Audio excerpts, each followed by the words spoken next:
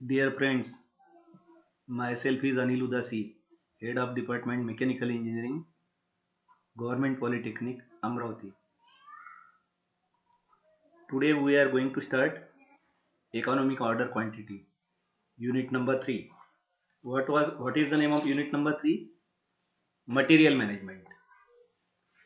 आता Economic Order Quantity हे EOQ याच्याने हा शॉर्ट फॉर्म आहे EOQ इकॉनॉमिक ऑर्डर क्वांटिटीचा. तर याच्या पहिले आपला जवळपास 60 ते 70% भाग युनिट 3 चा मटेरियल मॅनेजमेंट जो युनिट नंबर 3 आहे मटेरियल मॅनेजमेंट त्याचा 60 ते 70% करिक्युलम म्हणजे कोर्स अभ्यासक्रम झालेला होता आपला 60 ते 70%. आता उर्वरित जो भाग आहे इकॉनॉमिक ऑर्डर क्वांटिटी पासून EOQ पासून आपण सुरू करू. So let us start economic order quantity EOQ. तर ही फिगर जी काढलेली आहे त्याच्या पहिले फिगरच्या पहिले आपण काय करू थोडं याची माहिती घेऊया EOQ म्हणजे काय आणि नंतर आपण फिगर कडे येऊ. चालेल. पहिले हा भाग पाहूया आपण. EOQ stands for economic order quantity. What do you mean by EOQ? Economic order quantity. It clearly spells out how much inventory should be ordered in each purchase lot. EOQ काय EOQ म्हणजे काय आपल्याला काय माहिती देत आहे economic order quantity. It clearly spells स्पष्टपणे सांगतं आपल्याला की how much inventory should be ordered in each purchase lot. आता इन्व्हेंटरी म्हणजे मटेरियल राहू शकतं, इक्विपमेंट्स राहू शकतात, टूल्स राहू शकतात. कोणतीही इंडस्ट्रीमध्ये ऑर्गनायझेशनमध्ये production processes different production processes production activities carried out करतात. तर त्याच्यासाठी इक्विपमेंट्स लागतात, टूल्स लागतात, रॉ मटेरियल लागतं. तर EOQ काय करतं आपल्याला इट क्लिअरली स्पेल स्पष्ट सांगतं की हाऊ मच इन्व्हेंटरी म्हणजे टूल्स इक्विपमेंट्स मटेरियल किती ऑर्डर द्यायची एका परचेस लॉटमध्ये. जास्ती ऑर्डर नाही द्यायची किंवा कमी नाही द्यायची. कमी दिली ऑर्डर तर प्रोडक्शन प्रोसेस हेल्डअप होईल आहे की नाही. प्रोडक्शन प्रोसेस थांबून जाईल कारण मटेरियल नाही, इक्विपमेंट नाहीये, टूल्स नाहीये. आणि जास्त ऑर्डर दिली तर काय होईल पैशाचं इन्व्हेस्टमेंट होऊन जाईल. मग ते स्टोरेज वगैरे करा, इन्शुरन्स काढा, त्याचं चोरीला जाण्याची भीती जास्त हे केलं तर शक्य काय प्रयत्न करायचा नेहमी ऑर्डर देताना इक्विपमेंट्स टूल्स रॉ मटेरियल याची ज्या ऑर्डर देतो आपण तर किती द्यायची, किती क्वांटिटीची द्यायची, तर ती क्वांटिटी किती राहायला पाहिजे economic order quantity. How much inventory should be ordered is always remains problem before industry. आता इन्व्हेंटरीची ऑर्डर किती द्यायची हा प्रॉब्लेम नेहमी इंडस्ट्रीला भेडसावत राहतो. कोणती इंडस्ट्री राहू द्या, किती ऑर्डर द्यायची. In the figure at a आता फिगर कडे लक्ष द्या. इन द फिगर आपण फिगर नंतर पाहू. In the figure at a total cost is minimum and A dash represent order quantity. At एच्या तिथे काय टोटल कॉस्ट मिनिमम आहे आणि ए डॅशच्या तिथे इकॉनॉमिक ऑर्डर क्वांटिटी दिसते आपल्याला. When inventory carrying cost and inventory procurement cost are balanced in optimum way, the inventory total cost is minimum and the resultant quantity is called as the economic order quantity. If the material is purchased in huge bulk quantity to get bulk discount, storing expenses increasing. आता काय बऱ्याचदा काय करतो आपण material जास्त क्वांटिटीमध्ये बोलवतो आपण. आवश्यकता नाहीये, गरज नाहीये, परंतु ह्यूज बल्क क्वांटिटीमध्ये बोलवतो. का बोलवतो? जास्त खरेदी केली तर आपल्याला सूट मिळेल, डिस्काउंट मिळेल. परंतु त्याच्यामुळे काय होतं स्टोरिंग एक्सपेन्सेस वाढतात. स्टोअर जे करतो ना आपण जास्त क्वांटिटीमध्ये मटेरियल घेतो आणि ते स्टोअर करतो आपण, तर हा जो खर्च होतो स्टोरिंगचा तो वाढतो. आता काय काय खर्च येतो स्टोरिंग मध्ये? इन्व्हेंटरी कॅरिंग कॉस्ट म्हणतो आपण त्याला. जास्त मटेरियल घेऊन ठेवतो आपण, डिस्काउंट मिळेल. मोह असतो आपल्याला की जास्त खरेदी केली तर डिस्काउंट मिळेल आपल्याला, पण त्याच्यामुळे नुकसान होतं आपलं स्टोरिंग जे करतो ना इन्व्हेंटरी कॅरिंग कॉस्ट. आता काय होतं जास्त मटेरियल घेतलं आपण, रॉ मटेरियल असेल, टूल्स असतील, इक्विपमेंट्स असतील, तर भाडं द्यावं लागतं. रेंट ऑफ वेअरहाऊस, गोडाऊनचं भाडं वगैरे द्यावं लागतं. ठीक आहे. लॉक मनी, पैसा गुंतून पडतो त्याच्यामध्ये, मटेरियल मध्ये, टूल्स मध्ये, इक्विपमेंट मध्ये. जास्तीची खरेदी करून ठेवली आहे ना, गरज असेल तेवढंच खरेदी करायला पाहिजे, परंतु आपण जास्त खरेदी करतो तर त्याच्यात पैसा गुंतून पडतो. त्याचं व्याज जातं, पैसा त्याच्यात इन्व्हेस्ट केला आपण टूल्स इक्विपमेंट मशिनरी मध्ये तर त्याचं व्याज सुद्धा जातं. मग इन्शुरन्स काढावं लागतं. चोरीची वगैरे भीती असते, चोरी गेलं वगैरे तर raw material, tools, equipment, insurance काढून ठेवा, कारण जास्त मटेरियल वगैरे बल्क मध्ये घेऊन ठेवलेले आपण, मोठ्या क्वांटिटीत विकत घेऊन ठेवले आपण, इन्शुरन्स काढावं लागतं. मग जास्त मटेरियल घेतलं, टूल्स आणि इक्विपमेंट, तर त्याचा मेंटेनन्स जास्त करावं लागेल आपल्याला, जास्त क्वांटिटी असल्यामुळे. तर काय होतं, नुकसान सुद्धा होतं, स्टोरिंग एक्सपेन्सेस वाढतात. स्टोरिंग एक्सपेन्सेसला काय शब्द आहे, इन्व्हेंटरी कॅरिंग कॉस्ट. इन्व्हेंटरी जी असते त्याला सांभाळून ठेवण्यासाठी जो खर्च होतो, it is called as inventory carrying cost. ठीक आहे, आपण पुन्हा मागे जाऊया, आता फिगर कडे लक्ष देऊ. This is the figure of economic order quantity. आता ऍट ए, कॅपिटल ए दिसतोय तुम्हाला, एक्स ऍक्सिस वर ऑर्डर क्वांटिटी आहे, बरोबर आहे, आणि वाय ऍक्सिस वर कॉस्ट, होणारा खर्च. आता आयटीसी म्हणजे काय, इन्व्हेंटरी टोटल कॉस्ट. आयसीसी म्हणजे काय, इन्व्हेंटरी कॅरिंग कॉस्ट. इन्व्हेंटरी सांभाळण्यासाठी जो खर्च होतो ना, आताच तुम्हाला सांगितलं, इन्शुरन्स काढा वगैरे, मेंटेनन्सचा खर्च वाढतो त्याचा, वेअर हाऊसचं भाडं द्यावं लागतं, रेंट वगैरे, कारण जास्त क्वांटिटीमध्ये इन्व्हेंटरी मागितलेली आहे. गरज असेल तेवढीच इन्व्हेंटरी मागवायची खरं म्हणजे. तर आयसीसी म्हणजे काय, इन्व्हेंटरी कॅरिंग कॉस्ट. आणि तिसरं काय, आयपीसी, इन्व्हेंटरी प्रोक्युअरमेंट कॉस्ट. आता इन्व्हेंटरी प्रोक्युअरमेंट कॉस्ट म्हणजे बोलवण्यासाठी, इन्व्हेंटरी जी मागवतो आपण त्याच्यासाठी जो खर्च येतो, it is called as inventory procurement cost. ट्रान्सपोर्टेशनचा वगैरे जो खर्च होतो, डिझेल विझेलचा जे काही असेल, आपण प्रोक्युअर करतो, दुसऱ्याकडून घेतो आपण ते मटेरियल, टूल्स, इक्विपमेंट्स, तर ते ट्रान्सपोर्टेशनचा वगैरे जो खर्च येतो, it is called as IPC, inventory procurement cost. आता फिगर कडे लक्ष दिलं तुम्ही, तर ए जो दाखवलेला आहे, कॅपिटल ए, तिथे कॉस्ट काय, मिनिमम दाखवलेली आहे, आणि मग खालती आपण तिथून परपेंडिक्युलर टाकलेलं आहे. तर ए डॅशच्या तिथे जो पॉइंट मिळतो आपल्याला एक्स ऍक्सिस वर, it is the economic order quantity. आणि इंटरसेक्शन कशाचं झालेलं आहे पहा, आयसीसी, इन्व्हेंटरी कॅरिंग कॉस्ट, आणि IPC, inventory procurement cost. ICC आणि आयपीसीचं इंटरसेक्शन झालेलं आहे. त्या इंटरसेक्टिंग पॉइंटच्या तिथे काय झालेलं आहे, आयपीसी म्हणजे इन्व्हेंटरी प्रोक्युअरमेंट कॉस्ट आणि इन्व्हेंटरी कॅरिंग कॉस्ट दोघे इक्वल झालेले आहे, दोघे इक्वल झालेले आहे. तर तिथून ए डॅशला परपेंडिक्युलर टाकण्यात आलेला आहे, आणि ए डॅशच्या तिथे आपल्याला इकॉनॉमिक ऑर्डर क्वांटिटी मिळून जाईल. आणि इंटरसेक्टिंग पॉइंट जो आहे आयसीसी आणि आयपीसीचा, तिथे काय झालं, इंटरसेक्टिंग पॉइंटच्या तिथे IPC is equal to ICC. तर ही फिगर फार महत्वाची आहे. एक्स ऍक्सिस वर कॉस्ट दाखवलेली आहे, आणि हा होणारा जो खर्च आहे at the point A, minimum खर्च आहे, कारण आयपीसी आणि आयसीसी हे काय झालेले आहे, ऑप्टिमम झालेले आहे तिथे. IPC is equal to ICC. तर हा जो खर्च दाखवलाय एच्या तिथून पहा, वाय ऍक्सिस वर जो परपेंडिक्युलर टाकलेला मिनिमम शब्द लिहिलाय तिथे, तर it is the minimum cost, कमी खर्च होतो. तर ए डॅशच्या तिथे आपल्याला इकॉनॉमिक ऑर्डर क्वांटिटी मिळते. एवढीच ऑर्डर द्यायची आपण, ईओक्यू जास्ती द्यायची नाही, आणि ऑर्डरची क्वांटिटी कमी द्यायची नाही. इकॉनॉमिक ऑर्डर क्वांटिटी म्हणजे प्रोडक्शन हेल्डअपही होणार नाही, बंदही होणार नाही ऍक्टिव्हिटीज, किंवा जास्त मटेरियल वगैरे बोलवलं तर त्याच्यात पैसाही गुंतून पडणार नाही आपला. जेवढी गरज तेवढी ऑर्डरची क्वांटिटी द्यायची, जास्ती नको क्वांटिटी आणि कमी नको. It is called as economic order quantity. ठीक आहे, पुन्हा पुढे जाऊया आपण. हा भाग आता झाला आपला.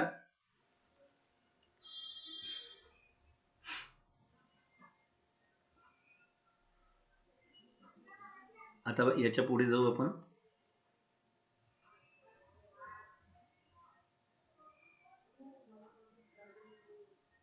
Economic order quantity. If to reduce carrying cost, purchases are made in small numbers, then procurement cost increases.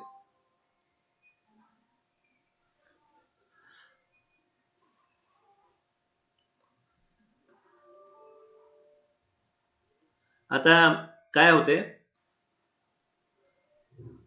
Carrying cost कमी करायची आपल्याला, सांभाळायचा खर्च कमी करायचा आहे. ते मेंटेनन्स आहे, इन्शुरन्स आहे, वेअर हाऊसचं भाडं आहे, हे कमी करायचं आहे, तर आपण काय करू, कमी मटेरियल बोलवू, आहे की नाही. Purchases are made in small numbers. परंतु हे कमी संख्येत घेतलं ना आपण, कमी क्वांटिटी घेतली रॉ मटेरियलची, टूल्सची, इक्विपमेंटची, तर प्रोक्युअरमेंट कॉस्ट इन्क्रीज होईल. काय होईल आता पहा, कमी कमी क्वांटिटी मागवत आहे आपण, तर वारंवार ऑर्डर्स द्यावे लागतील. सप्लायर जो आहे त्याला फ्रिक्वेंट ऑर्डर्स द्यावे लागतील, वारंवार जास्त ऑर्डर्स द्यावे लागतील. एवढा एवढा माल द्या, एवढा माल द्या, एवढी क्वांटिटी द्या. नंतर त्यांचा फ्रिक्वेंट इन्स्पेक्शन, वारंवार इन्स्पेक्शन करावं लागेल. मोर ट्रान्सपोर्टेशन कॉस्ट, वारंवार ट्रक, रेल्वे वगैरे तिथून आपल्याला ट्रान्सपोर्टेशन करावं लागेल. हा खर्च वाढून जाईल. म्हणजे काय होतं थोडक्यात आता पहा, लक्षात आहे, कॅरिंग कॉस्ट रिड्यूस केली तर प्रोक्युअरमेंट कॉस्ट इन्क्रीज होते. येते लक्षात, कॅरिंग कॉस्ट कमी करायचा प्रयत्न केला तर प्रोक्युरिंग कॉस्ट इन्क्रीज होते. हे संबंध आहे दोघांमध्ये पहा. In order to solve this puzzle, आता हे कोड आपल्याला सोडवायचं आहे, तर industry uses the concept of economic order quantity. हा गुंता सोडवण्यासाठी सगळ्यात बेस्ट सोल्युशन काय आहे, कॉन्सेप्ट यूज करायचा इकॉनॉमिक ऑर्डर क्वांटिटीचा. इकॉनॉमिक ऑर्डर क्वांटिटी याला क्यू याच्याने डिनोट करतात, आणि it is equal to under root 2PA divided by CI. This is the formula. आता P म्हणजे काय, where P is equal to procurement cost per order, A is equal to annual consumption, C is equal to cost of one item, and I means inventory carrying cost. So this is the important formula EOQ चा.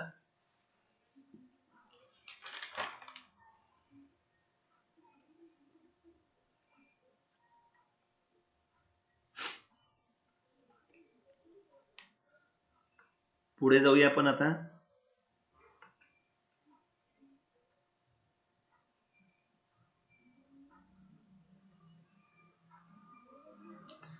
Numerical पाहूया एक सोपं. EOQ वरती एक सोपं example घेऊ. हे homework समजा तुम्ही. You have to do this numerical yourself. Answer, I am providing the answer. A company has an annual consumption of 36,000 units. Ordering cost is rupees 25 per order, and the cost per unit is rupees 2. If the inventory carrying cost is 20% per annum, determine the EOQ to be ordered. So this is the numerical. आणि हा जो formula दिलाय तुम्हाला, आता तुम्हाला formula दिला होता EOQचा, तर you have to solve this numerical as per this formula. So what is the answer of this numerical? 2121 units, 2121 units. This is the answer. करून पहा तुम्ही. आता फॉर्म्युला सांगितलाच आहे तुम्हाला आता. Next, assumptions in EOQ model. काही अझम्पशन्स आहे EOQ मॉडेलचे.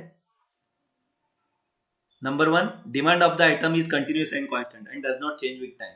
आता मागणी जी आहे आयटमची ती कंटिन्युअस आणि कॉन्स्टंट पाहिजे, वेळेप्रमाणे त्याच्यात बदल व्हायला नको. Number 2, the replacement of the stock is instantaneous. मागणी आपण केली कोणतीही ऑर्गनायझेशनने, इंडस्ट्रीने सप्लायरला, तर सप्लायर कडून स्टॉक जो आहे तो इंस्टंटेनियस ताबडतोब त्याचं पाठवायला पाहिजे त्याने. रिप्लेसमेंट लवकर व्हायला पाहिजे. सप्लायरला आपण मागणी नोंदवली कोणत्याही इंडस्ट्रीने, ऑर्गनायझेशनने, तर त्याने immediately replacement of the stock त्याने ताबडतोब तो सप्लाय करायला पाहिजे. Whether it may be raw material, weather it may B tools, weather it may B equipments. Number 3, lead time is constant. This is the third assumption. Number 4, the item does not deteriorate even if it is stored for long period. ते जंग वगैरे लागायला नको आयटमला वगैरे, जास्त काळासाठी store करून ठेवलं तरी म्हणजे ते खराब व्हायला नको items. Number 5, the price per unit is fixed irrespective of the order size. Number 6, the ordering cost is fixed for any lot size.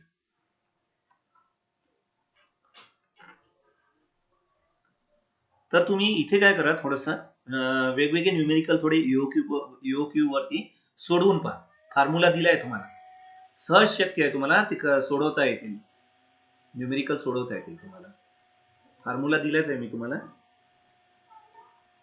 So it is very important to understand the concept of EOQ, economic order quantity. Next, methods techniques of inventory control. आता काही techniques आहे inventory कशी control करायची. तर त्याच्यातला महत्वाचा पाहूया आपण ABC analysis. It is difficult and very costly to give equal attention to all the items of inventory. आता प्रत्येक गोष्टीवर लक्ष ठेवणं हे काही ऑर्गनायझेशन किंवा इंडस्ट्रीमध्ये मॅनेजमेंटला शक्य नाही आहे. प्रत्येक आयटम वरती, प्रत्येक टूल, इक्विपमेंट, रॉ मटेरियल वरती लक्ष ठेवणं शक्य नाहीये, कारण ते डिफिकल्ट जातं प्रत्येक गोष्टीवर लक्ष ठेवणं आणि त्याचा खर्चही जास्त येतो. प्रत्येक गोष्टीवर लक्ष ठेवत जाऊ तर it is difficult and very costly. Equal attention प्रत्येक गोष्टीवर देता येणार नाही.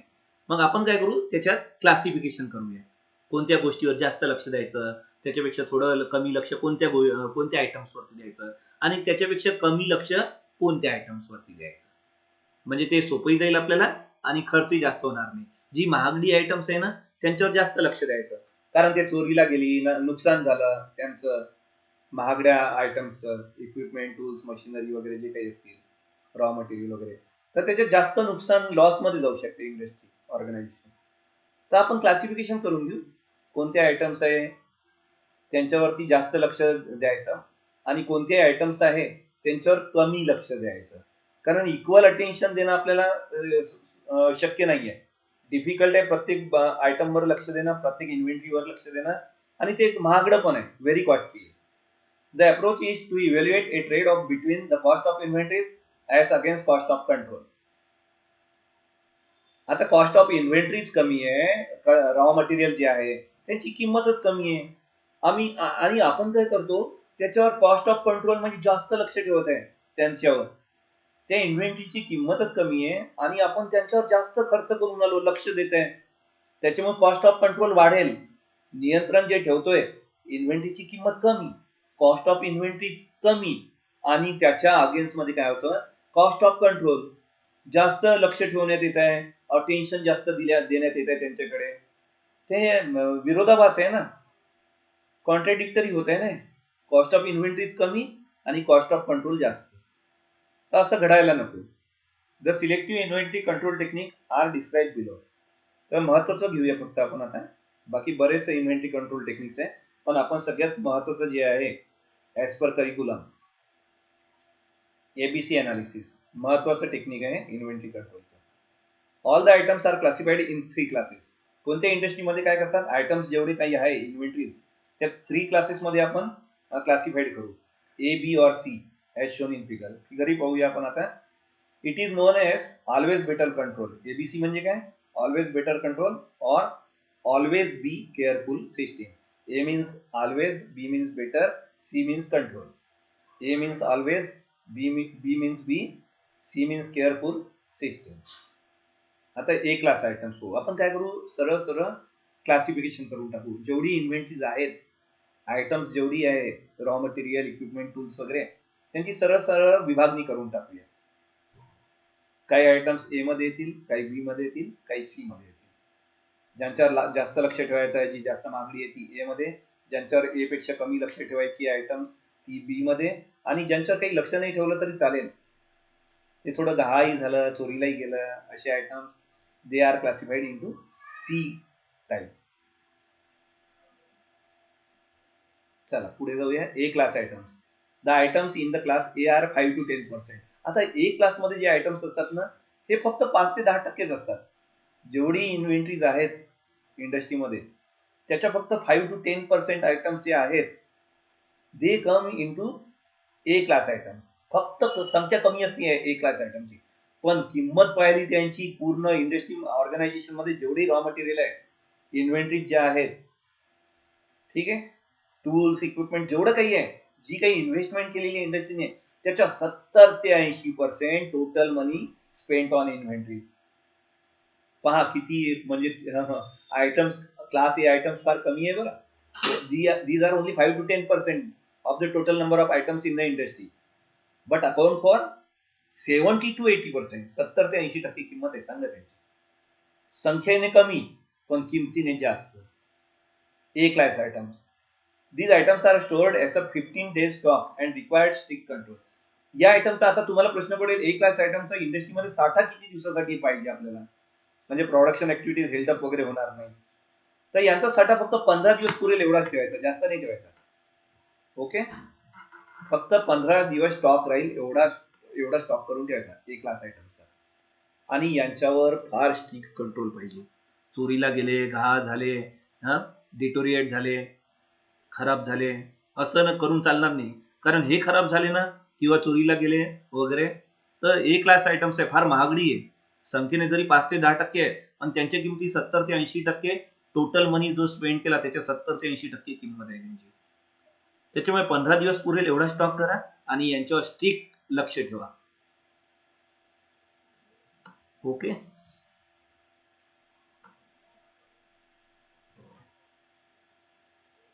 पुढे जाऊया. B class items. ABC analysis continues. B class items.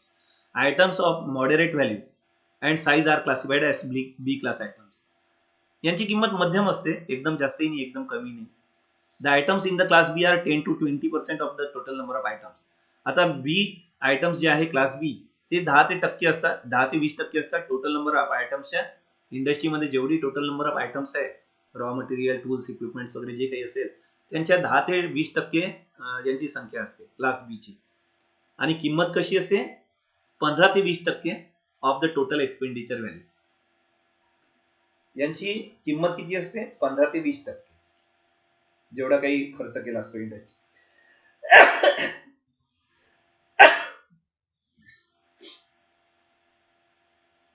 These items attract reasonable attention of the management.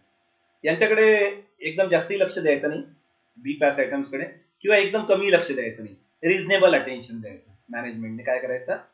B class items कडे रिझनेबल अटेन्शन द्यायचं. These items are stored as a 3 month stock. 3 महिने स्टॉक राहील, 3 महिन्याचा stock होईल इथपर्यंत त्यांचा stock करून ठेवायचा. जास्तही नाही करायचा, 3 महिन्यापेक्षा कमी नाही करायचा.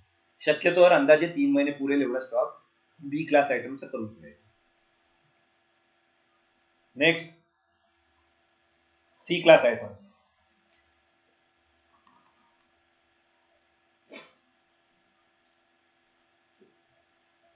Items that require little capital and are large in number are classified as C class items. आता सी क्लास आयटम्स असते ना, याच्यावर इन्व्हेस्टमेंट जी करण्यात येते, खर्च जो करण्यात येतो तो लिटिल असतो, कमी असतो एकदम. परंतु संख्येने मात्र सी क्लास आयटम्स फार जास्त असतात. These items may be procured at any time. आता या आयटमला काही ऍडव्हान्स मागणी वगैरे सप्लायरला करावी लागत नाही. कधी पण मागणी केली तर लवकर पुरवठा सप्लायर करू शकतो इंडस्ट्रीला. These items may be procured at any time, can be made available in one call. एक फोन जरी केला ना, वन कॉल, तरी ते आयटम्स आपल्याला सी क्लास आयटम्स ताबडतोब आपल्याला सप्लायर कडून मिळतात. म्हणजे अडचण कोणती जात नाही अवेलेबिलिटी मध्ये. The items in the class C are 70 to 80% of the total number of items. आता यांची संख्या फार जास्त असते. जेवढे काही इन्व्हेंटरीज आहेत इंडस्ट्रीमध्ये त्याच्या 70 ते 80% संख्या सी क्लास आयटमची असते. आणि किंमत मात्र पाहिली ना, टोटल एक्सपेंडिचर व्हॅल्यू पाहिली तर फक्त 5 ते 15% असते. म्हणजे संख्येने जास्त, किमतीने कमी. संख्येने जास्त 70 ते 80% of the total number of items in the industry. जेवढे काही आयटम्स आहे त्याच्या 70 ते 80% संख्या सी क्लास आयटम्सची आहे.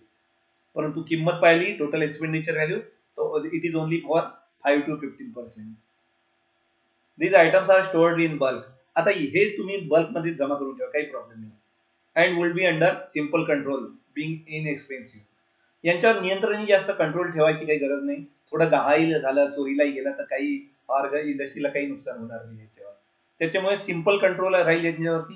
कारण महागडी नाही आहे, कमी किंमत फार कमी असतात यांच्या, इनएक्सपेन्सिव्ह असतात.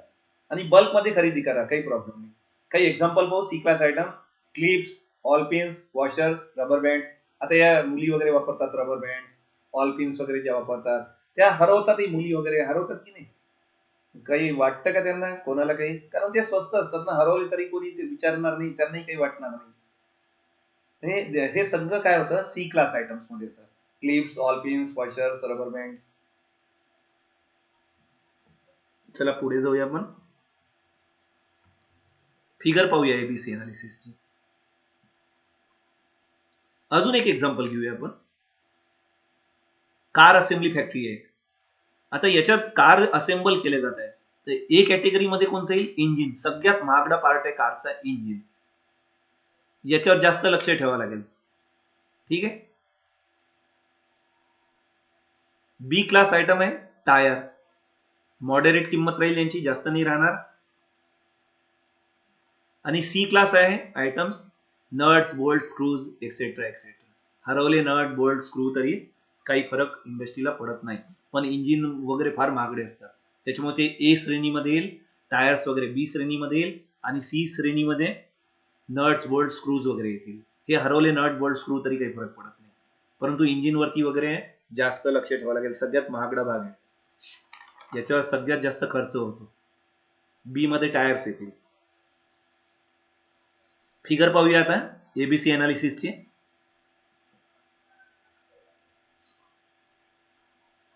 आता पहा, एक्स ऍक्सिस वरती पर्सेंटेज ऑफ आयटम्स आहे, वाय ऍक्सिस वरती percentage of total inventory cost आहे. वाय ऍक्सिस वर percentage of total inventory cost. आता एक्स ऍक्सिस वरती पहा, तुम्हाला दिसतंय ए क्लास आयटम्स जे दिसतात तुम्हाला, ए लिहिलेले कॅपिटल पहा, ते संख्येने फक्त 0 to 10% आहे एक्स ऍक्सिस वर.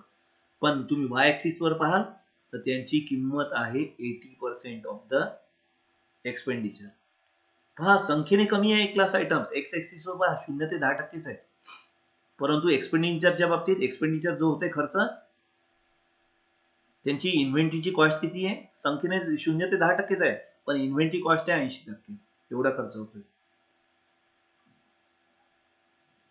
ए टाइप आयटम्स आहे ए क्लास, सगळ्यात महागडे. बी क्लास आयटम्स तुम्ही पहा फिगर मध्ये, बी क्लास बी दिलेला आहे कॅपिटल बी, 10 ते 30 म्हणजे 20% आहे एक्स ऍक्सिस वरती percentage of item. Store space किती यांची? संख्येने हे आहे फक्त 20%. आणि वाय ऍक्सिस वर जाऊन पाहाल तुम्ही 80 ते 95 म्हणजे 15% किंमत आहे यांची वाय ऍक्सिस वर. पाहाल, लक्ष द्या तुम्ही, वाय ऍक्सिस वर फक्त 15% किंमत आहे. संख्येने पण हे 20% आहे. स्टोअर स्पेस यांची, स्टोअर जे केलाय इंडस्ट्रीने, यांची संख्येने फक्त स्टोअर स्पेस 10 ते 30 म्हणजे 20%च आहे फक्त. आणि कॉस्ट किती खर्च होतोय? टोटल इन्व्हेंटरी कॉस्ट 80 ते 95 म्हणजे 15% फक्त 15% कॉस्ट आहे यांची. आणि स्टोरेज स्पेस आहे यांची 20%.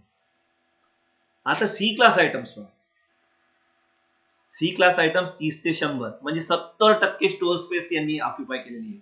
C class items, rubbers, hair pin, ते ऑल पिन्स वगैरे जे जे काही असेल, वॉशर्स वगैरे जे काही असेल etcetera etcetera.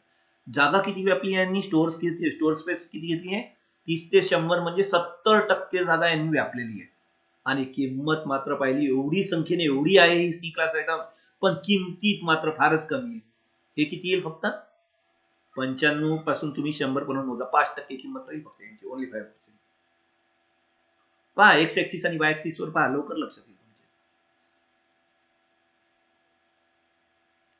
C class items store space किती आहे? 30 ते 100 म्हणजे एक्स ऍक्सिस वर पहा 70% जागा यांनी ऑक्युपाय केलेली आहे स्टोअर्स मध्ये. संख्येने भरपूर आहे, पण किंमत मात्र पाहिली तर फक्त 95 ते 100च्या मदत पहा, म्हणजे 5%च येते. ओनली 5% इन्व्हेंटरी कॉस्ट आहे, ओनली 5%. त्याच्यामुळे सी क्लास आयटम्स हरवले काय, घाण झाले काय, डिटोरिएट झाले काय, इंडस्ट्रीला नुकसान नाही होत. पण ए क्लास आयटम्स मात्र गेलं. ए क्लासचं काही डॅमेज झालं, डिटोरिएट झालं, चोरीला गेलं तर इंडस्ट्री लॉस मध्ये जाईल. सगळ्यात महागडा आयटम आहे ए टाइप. चला पुढे जाऊया.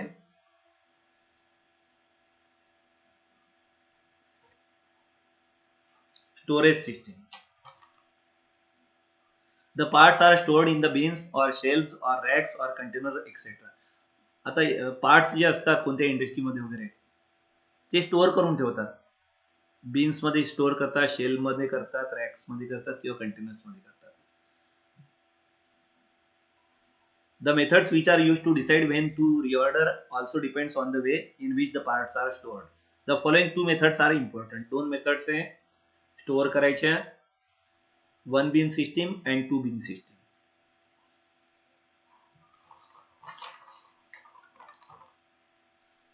चला पुढे जाऊया. One bin system. In this system, different items required for production are stored in different bins where one bin is provided for one type of item. आता कोणत्या इंडस्ट्री किंवा ऑर्गनायझेशन मध्ये उत्पादन सतत सुरू राहत आहे की नाही, प्रोडक्शन ऍक्टिव्हिटीज सतत सुरू राहतात. आता त्याच्यासाठी प्रोडक्शन ऍक्टिव्हिटीज साठी डिफरंट आयटम्स, रॉ मटेरियल वगैरे जे आहे, इक्विपमेंट, टूल्स जे काही असतं ते नेहमी लागत राहतात उत्पादन करायसाठी. प्रोडक्शन ऍक्टिव्हिटीज सतत सुरू राहतात कोणत्या इंडस्ट्रीमध्ये. तर हे जे डिफरंट आयटम्स आहेत हे स्टोअर करून वेगवेगळ्या डिफरंट बिन्स मध्ये ठेवतात आणि एक बिन फक्त एका टाईपच्या आयटमसाठी वापरतात. Where one bin is provided for one type of item. एक बिन फक्त एका टाईपच्या आयटमसाठी. Labels are attached to the bins for identifying types of material stored in respective bins. आणि त्या बिनला काय करतात, लेबल अटॅच करतात. कोणतं मटेरियल ठेवलेलं आहे त्याच्यावर ते बिनवरती, त्याच्यावरती लेबलवरती लिहून ठेवतो आपण. लेबल काय करायचं, अटॅच करायचं बिनला आणि त्या लेबलवरती कोणत्या टाईपचं मटेरियल स्टोअर करून ठेवलंय त्या बिनमध्ये ते लिहून ठेवायचं लेबलला. The stock of an item under this system is replenished when it approaches or falls below reorder level. आता रिऑर्डर लेवलच्या तिथे स्टॉक संपत आला आयटमचा तर ताबडतोब काय करायचं, रिऑर्डर देऊन टाकायची आहे की नाही. स्टॉक संपत आलेला आहे त्या बिन मधला तर ताबडतोब ते मागवून घ्यायचं सप्लायर कडून, स्टॉक मेंटेन करून घ्यायचा. रिऑर्डर लेवलला पोहोचला, स्टॉक संपत आलेला आहे स्टॉक बिन मधला तर ताबडतोब त्याची भरपाई करून घ्यायची सप्लायर कडून, नाही तर प्रोडक्शन ऍक्टिव्हिटीज बंद होऊन जातील ना.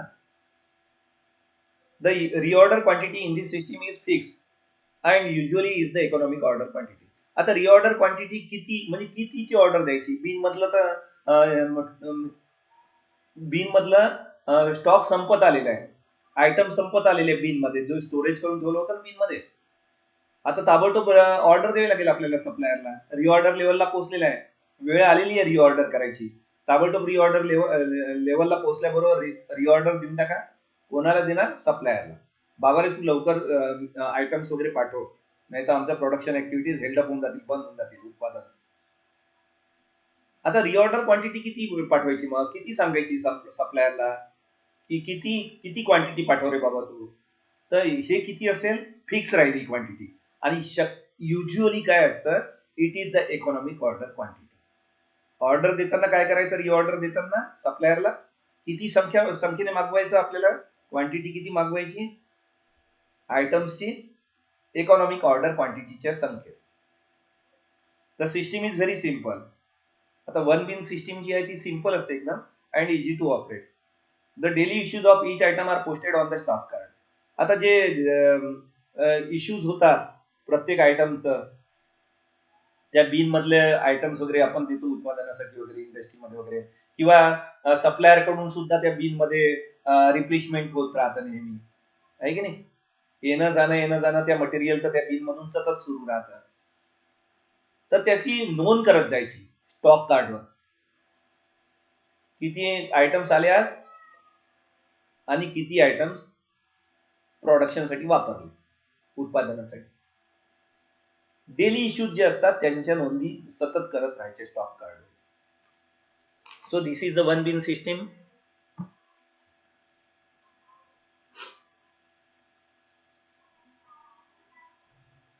पुढे जाऊया.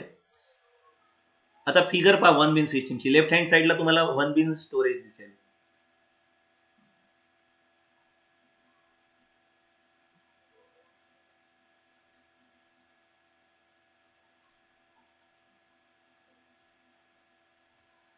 आता वन बिन सिस्टीमची फिगर पहा. रिऑर्डर लेवलच्या वरचा भाग पहा. आता रिऑर्डर लेवलच्या वरती जे आयटम्स आहे ते उत्पादनासाठी सतत वापरले जात आहे. हळूहळू ते कमी होत चालले, संख्या कमी होत चालली, उत्पादन प्रोडक्शन मध्ये ते वापरले जात आहे आणि हळूहळू ती क्वांटिटी कुठपर्यंत आली, रिऑर्डर लेवलच्या पर्यंत. एम्प्टी झालेला आहे वरचा भाग एम्प्टी झालेला आहे आणि तो हळूहळू संपत रिऑर्डर लेवलच्या तिथपर्यंत आलेला आहे. रिऑर्डरच्या लेवलच्या तिथे आलं, वरचा भाग एम्प्टी होत गेला, रिऑर्डर लेवलच्या तिथे पोहोचलो आपण. त्वरित काय करा, आपण रिऑर्डर करून टाका सप्लायरला, ताबडतोब रिऑर्डर करा, ऑर्डर देऊन टाका सप्लायरला की त्वरित तू आयटम्स पाठव एवढे.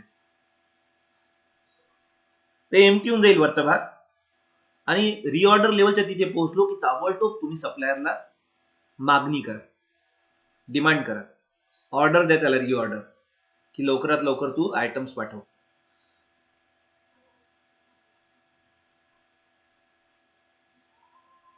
So this is the one bin system. Items येत पण राहतील बिन मध्ये आणि प्रोडक्शन साठी खर्ची सुद्धा जात सुद्धा राहतील. येणं जाणं सतत आयटम्सचं बिन मध्ये सुरू राहील.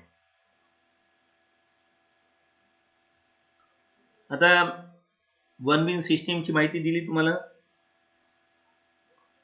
आता टू बिन सिस्टीमची फिगर पहिले पाहून घ्या आणि मग त्याची माहिती घेऊया आपण. टू बिन सिस्टीमची फिगर पाहून घ्या.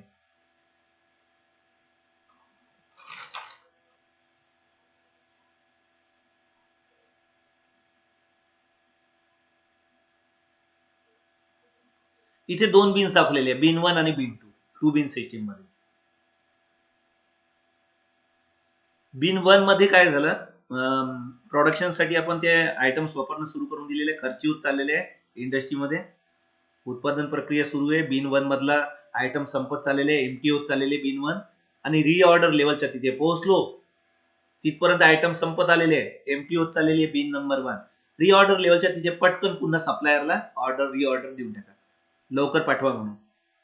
ठीक आहे, सप्लायरला पाठवा, किंवा आपलं स्टोरेज असेल इंडस्ट्रीचं मोठं, तिथे असतील ते आयटम्स वगैरे, तर त्यांना मॅनेजमेंटला सांगा की आम्हाला लवकरात लवकर बिन 1 मधला भाग वरचे आयटम सगळे एम्प्टी झालेले आहे, रिऑर्डर लेवलची वेळ आलेली आहे.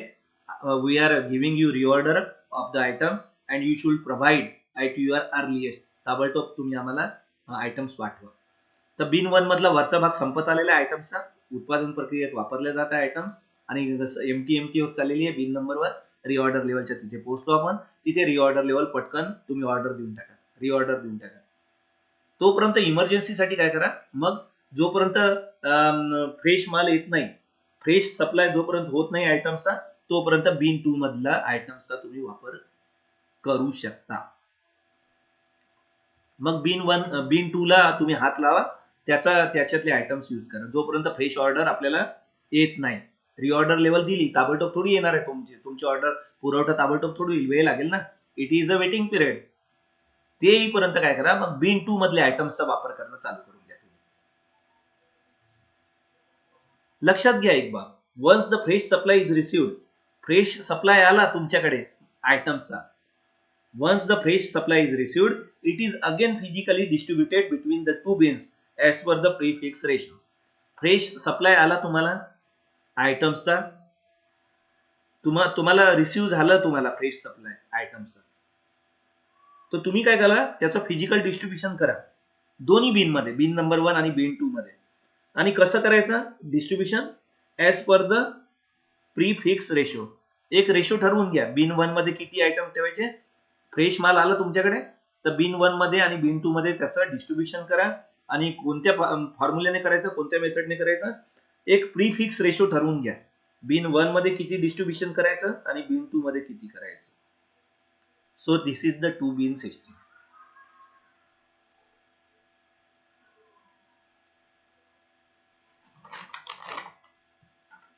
पुढे जाऊया आपण.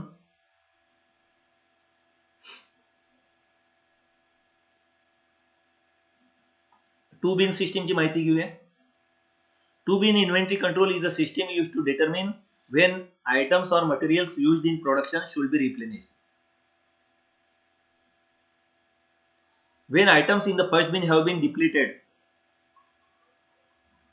पहिल्या बिन मधले आयटम्स घटत चाललेले आहेत, कमी कमी होत चाललेले आहेत, डिप्लिटेड होत आहे, and order is placed to refill or replace them. The second bin is then supposed to have enough items to last until the order for the first bin arrives. आताच सांगितलं तुम्हाला.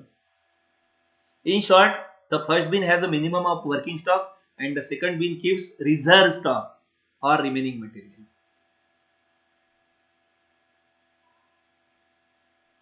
फिगर मध्ये तुम्हाला समजून सांगितलंच आहे. पुढे जाऊया बिन कार्ड.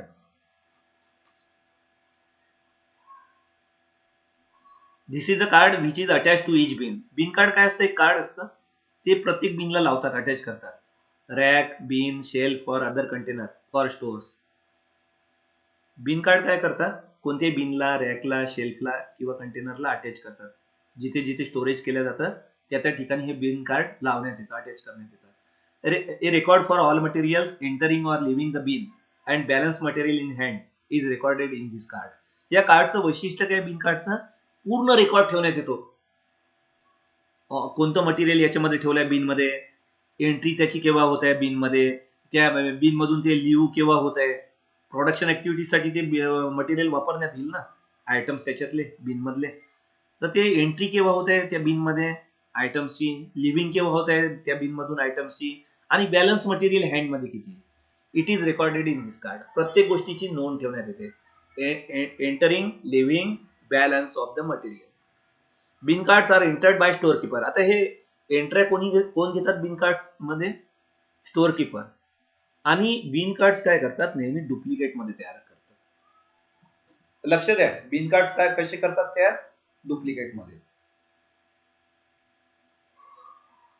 थोडक्यात काय, एक बिन कार्ड काय करतं, स्टोअर कीपर त्या बिनला लावतो एक बिन कार्ड डुप्लिकेट मधलं, आणि एक बिन कार्ड स्वतःच्या जवळ ठेवतो रेडी रेफरन्स साठी. आलं लक्षात, दोन बिन कार्ड पैकी एक बिन कार्ड कुठे लावण्यात येतं, बिनला. प्रत्येक बिनला एक बिन कार्ड लावण्यात येतं. आणि डुप्लिकेट मधलं दुसरं बिन कार्ड कुठे ठेवतो, स्टोअर कीपर स्वतःच.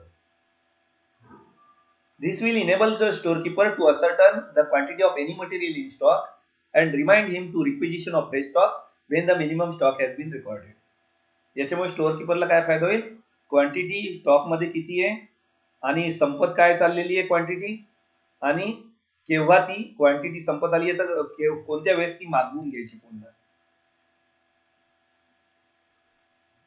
तर बिन कार्डचा हा फायदा होतो स्टोअर कीपरला. फ्रेश स्टॉक बोलविण्यासाठी केव्हा बोलवायचा वगैरे त्याचा अभ्यास त्याला करता येतो. किती आयटम संपत चाललेले आहे वगैरे, क्वांटिटी संपत चाललेली आहे, स्टॉक कमी होत चाललेला आहे, आणि मिनिमम स्टॉक जो पोचलो तर त्याला ताबडतोब रिऑर्डर किंवा ऑर्डर देणं सोपं जाईल स्टोअर कीपरला.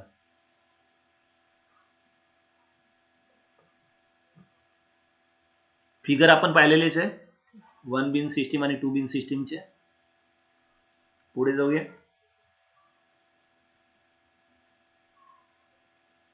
आता ही एक फिगर दाखवलेली आहे बिन कार्डची, टेबल फॉर्म मध्ये पहा. सॅम्पल दाखवलेला आहे बिन कार्डचा, बिन नंबर दाखवलेला आहे याच्यात, article, minimum quantity, ordering level, maximum quantity.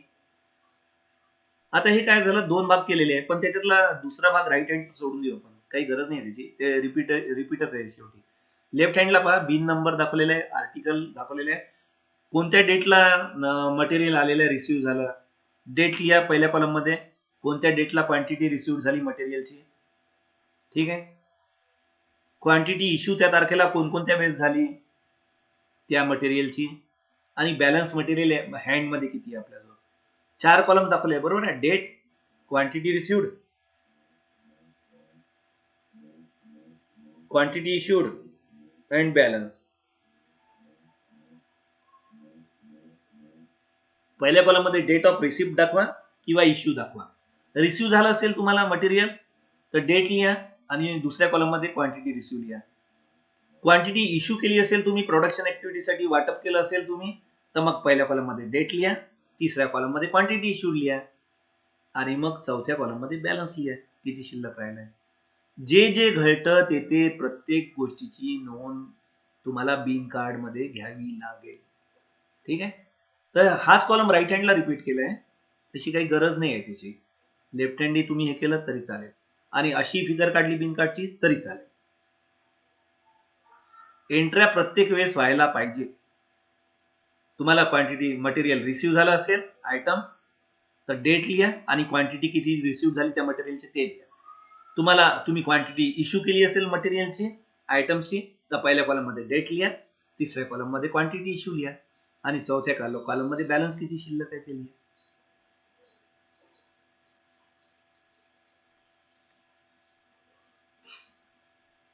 तर हा टॅब्युलर फॉर्म मध्ये टेबल मध्ये दाखवलेला बिन कार्ड.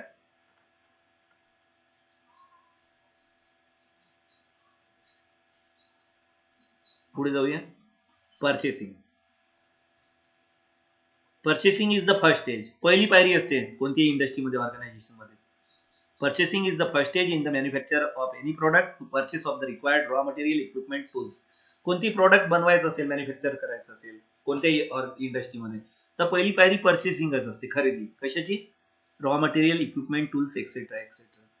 पर्चेसिंग मीन्स बाईंग, खरेदी करणे. Purchasing is the activity responsible for getting. Objective काय आहे पर्चेसिंगचा? It is the activity responsible for getting the right material to the right place at right time in the right quantity at the right price. So this is the objective. उद्दिष्ट काय आहे पर्चेसिंगचं? What is the objective of purchasing? Purchasing is the activity responsible for getting the right material to the right place at right time in the right quantity at the right price. So this is the objective of purchasing.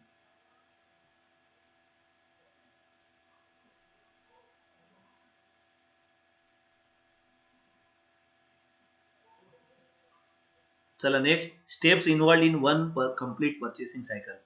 आता purchasing करायचं आहे आपल्याला, raw material, equipment, tools वगैरे जे काही असेल, त्याच्यात काय काय स्टेप्स काय काय पूर्ण सायकलमध्ये. पहिली गोष्ट, इंडस्ट्रीमध्ये बरेच विभाग असतात, माहिती आहे तुम्हाला. प्रोडक्शन डिपार्टमेंट आहे, मेंटेनन्स आहे, क्वालिटी कंट्रोल आहे, सेफ्टी डिपार्टमेंट आहे, स्टोर्स आहे, परचेस आहे, मार्केटिंग आहे, क्वालिटी कंट्रोल, जेवढी डिपार्टमेंट असतील त्यांच्याकडून पर्चेसिंग डिपार्टमेंटला नोट येईल.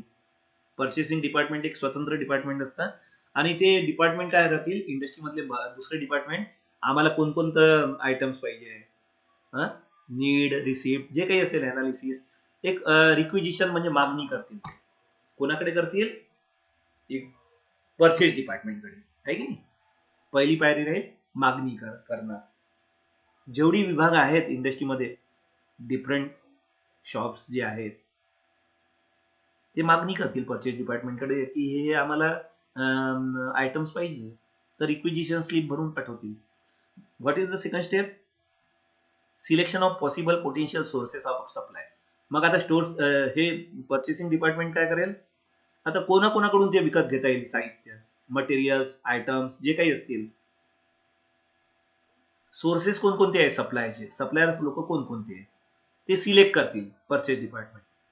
मग पर्चेस डिपार्टमेंट काय करेल, तिसरी पायरी काय, त्यांना कोटेशन्स मागवेल त्यांच्याकडून. हे equipment, machinery, tools, raw material आम्हाला पाहिजे. रिक्वेस्ट करेल परचेस डिपार्टमेंट त्या सप्लायर्सला, कोटेशन मागवेल त्यांच्याकडून. What is the fourth step? Receipt and analysis of quotation. मग कोटेशन्स आले इंडस्ट्रीमध्ये परचेस डिपार्टमेंटकडे, तर मग त्याचा अभ्यास केला जाईल, अनालिसिस करण्यात येईल. Receipt and analysis of quotation. What is the fifth step? Selection of right source of supply. आता सप्लायर जो कमी किमतीत देत असेल आणि क्वालिटी चांगली देत असेल, डिलिव्हरी डेट वगैरे सगळं मेंटेन करत असेल, तो रेप्युटेशन चांगलं असेल त्याचं, मग एवढ्या सप्लायर्स कडून काय करू आपण? What is the fifth step? Selection of right source of supply. त्याची निवड करू त्या सप्लायरची. Number 6, issuing the purchase order. मग त्याला परचेस ऑर्डर देऊ की एवढ्या एवढ्या दिवसात आम्हाला तुम्ही या स्पेसिफिकेशन प्रमाणे आम्हाला तुम्ही जे कोटेशन मध्ये किंमत नमूद केल्या आहेत त्याप्रमाणे एवढी एवढी क्वांटिटी आम्हाला पाठवा. परचेस ऑर्डर पाठवून द्यायची त्या सप्लायरला. नंबर 7, सातवी पायरी, फॉलोअप. त्याच्यानंतर कंटिन्युअस फॉलोअप घ्या, त्या सप्लायरच्या कॉन्टॅक्टमध्ये राहा आणि ऑर्डर लवकरात लवकर आपल्याला सप्लाय तो करेल, एक्सपिडिएट करा, स्पीडअप करा त्याला, लवकरात लवकर ऑर्डरचं तू सप्लाय कर म्हणून. Number 8, analysing receiving reports and processing discrepancies and rejections. मग रिसिव्ह झालं, आयटम्स वगैरे तुमच्याकडे आले त्या सप्लायर कडून, तर मग त्याच्यात काही रिजेक्शन नाही का, मटेरियल वगैरे चांगलं नाही आलं का वगैरे, त्याला रिजेक्ट करून टाका, तेवढे पैसे त्याला द्यायचे नाही. काही त्रुटी आढळल्या असतील, रिजेक्शन्स असतील, स्पेसिफिकेशन प्रमाणे आयटम्स नसतील, क्वालिटी चांगली नसेल, तर थोडं काही रिजेक्शन्स होऊ शकतात, तर त्याचे पैसे वगैरे द्यायची गरज नाही त्याला, सप्लायरला. Number 9, checking and approving vendors invoice for payment. आता सगळं चेक झालं, क्वालिटी, क्वांटिटी सगळी आपण जे नमूद केलं होतं कोटेशन मध्ये त्याप्रमाणे आपल्याला प्राप्त झालेलं आहे इंडस्ट्रीला. चेकिंग झालं, अप्रूव्ह झालं. आता व्हेंडरचे पैसे थांबवू नका, त्याला ताबडतोब इमिडिएट पेमेंट करून टाका त्याला इंडस्ट्रीने. Number 10, closing completed orders. Close करून टाका ऑर्डर्स वगैरे आता. आणि नंबर 11, रेकॉर्ड्स आणि फाईल्स मेंटेन करा. फार महत्वाची आहे 11वी पायरी. नेहमी रेकॉर्ड्स आणि फाईल व्यवस्थित मेंटेन करून ठेवा त्याचं. तर हे पूर्ण एक कम्प्लीट पर्चेसिंग सायकल झालेलं आहे.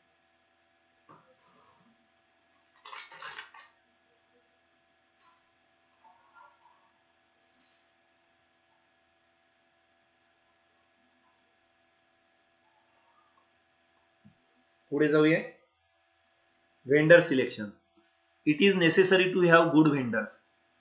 For achieving this objective, purchase department must make a list of vendors who have good reputation in market, and also if they are already supplying materials, their performance is monitored and the list is updated.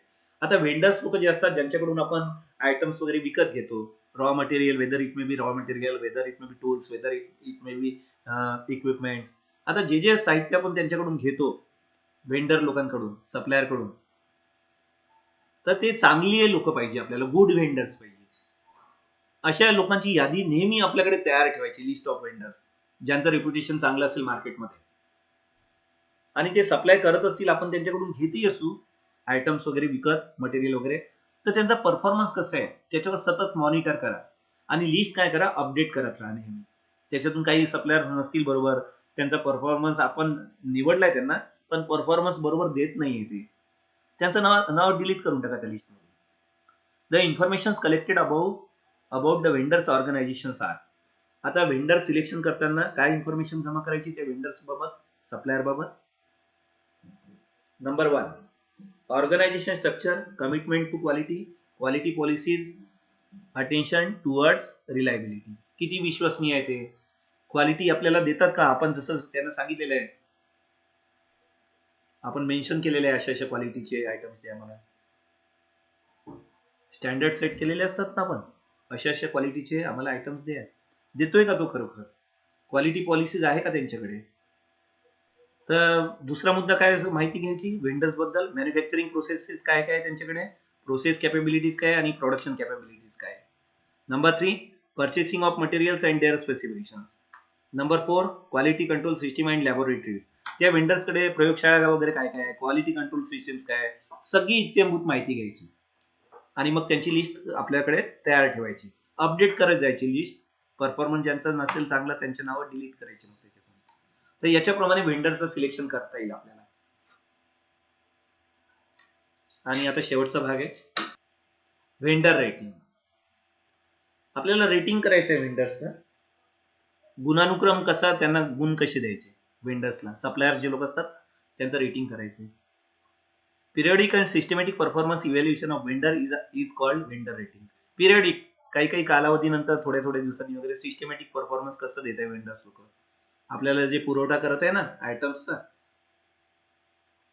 त्यांचा performance कसा आहे evaluation करू आपण periodic काही दिवसांनी, तर त्याला it is called as vendor rating. गुण देऊन आलो आपण त्यांना. Vendors can be rated on the basis of following characteristics. आता त्यांना रेटिंग कसं द्यायचं, तर काही कॅरेक्टरिस्टिक्स आहे. पहिलं कॅरेक्टरिस्टिक आहे, तो टाइमली डिलिव्हरी देतो का, whether he may be maintaining the delivery date. काय डिलिव्हरी, ज्या शब्द पाहायला पाहिजे, कमिटमेंट पाहिजे वेंडर्सचं, नाही तर आपल्याला तो वेळेच्या आतमध्ये पुरवठा करणार नाही आयटमचा आणि आपलं प्रोडक्शन ऍक्टिव्हिटीज हेल्ड अप होऊन जाईल ना, लॉस मध्ये जाईल ना बिझनेस. तर पहिलं म्हणजे त्याचं कमिटमेंट आहे का, whether he may be maintaining the delivery date, याच्यावर सतत लक्ष पाहिजे. टाइम मॅनेजमेंट जे असतं ना फार महत्वाचं आहे. Whether he may be providing timely delivery, vendor should provide timely delivery. The capacity to deliver the supply on time as per orders. त्याने वेळेवरती सप्लाय करायला पाहिजे, ऑर्डर जी दिली होती ना आपण त्याप्रमाणे त्याने वेळेचं बंधन पाळायला पाहिजे, डिलिव्हरी त्याप्रमाणे करायला पाहिजे. आता हा फॉर्म्युला दिलेला आहे, index of delivery service is equal to number of timely deliveries divided by total number of orders place. वेंडरला आपण काय केलेली ऑर्डर दिलेली आहे ना, त्याने कितीदा टाइमली डिलिव्हरीज दिल्या, नंबर ऑफ टाइमली डिलिव्हरीज, आणि it is divided by total number of orders place, किती ऑर्डर दिल्या होत्या आपण त्याने डिवाइड करून. नंबर 2, दुसरं कॅरेक्टरिस्टिक आहे वेंडर रेटिंग साठी, ऍडहेरन्स टू क्वालिटी. क्वालिटी बद्दल तो किती ठाम आहे, किती ऍडहेर करतो, त्याच्यावर किती ठाम राहतो तो. क्वालिटी आपल्याला त्याने आपले जे स्टँडर्ड सेट केलेले असतात इंडस्ट्रीने, आपल्याला त्या क्वालिटीमध्ये कोणतीही समजुता करायचा नाहीये. सप्लायरने, वेंडरने त्याप्रमाणे क्वालिटी आपल्याला त्या आयटमची द्यायलाच पाहिजे. Whether it may be tool, whether it may be machinery, whether it may be raw material, तो ऍडहेअर पाहिजे त्या क्वालिटीवर. The capacity to deliver as per quality specifications. आता याचा फॉर्म्युला काय दिलाय, index of quality is equal to percent good quality item supplied divided by 100 is equal to 100 minus percent rejects divided by 100. 100 minus percent rejects divided by 100. चला number 3, तिसरं characteristic, prices offered. त्याने reasonable prices, आपल्याला reasonable price मध्ये items द्यायला पाहिजे. Competitive price मध्ये आपल्याला महागडे आयटम्स विकत घ्यायचे नाहीये जास्त किमतीमध्ये. रिझनेबल प्राइस मध्ये त्याने आपल्याला सप्लाय पुरवठा करायला पाहिजे vendor. The capability offer goods at competitive prices. याच्यासाठी फॉर्म्युला दिलाय, index of price is equal to average price divided by price at which supply. Index of price is equal to average price divided bye